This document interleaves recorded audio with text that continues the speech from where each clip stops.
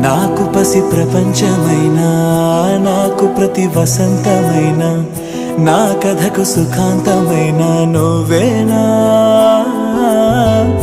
నాకు చిరు సంతోషమైనా, నాకు తొలి కన్నీటివైనా, నా కలకు నిజానివైనా నువ్వేనా.